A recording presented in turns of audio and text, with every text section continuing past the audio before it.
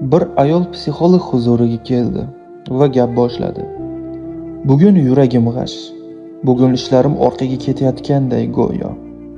O'zi oxirgi vaqt shunday bo'lyapti. Atrofimdagilar bilan kelisha olmayapman. Hammani aybi ko'zimga ko'rinyapti, hatto farzandlarimga ham yaxshi gapira olmayapman. Boshimga tushgan imtihonlardan o'ta olmayapman.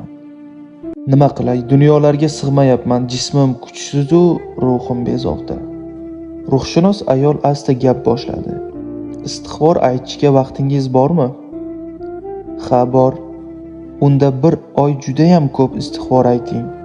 Keyin yana gaplashamiz inshaalloh.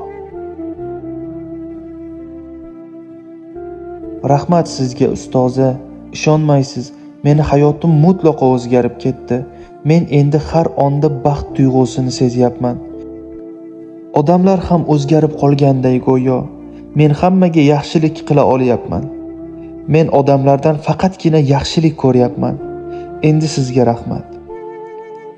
Ruhshunos esa rahmat aytishda adashdingiz. Aslida o'sha ustozangizni ham hayotini istig'forlar bilan o'zgartirib yuborgan Robbil alamin bo'ladi.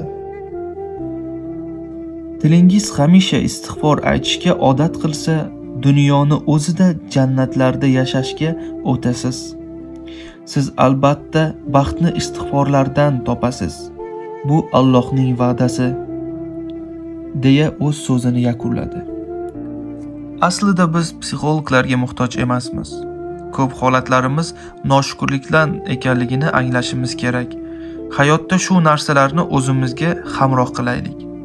Sabr, shukr, istig'for, tahajjud, sunnat va tahvid salovatlar.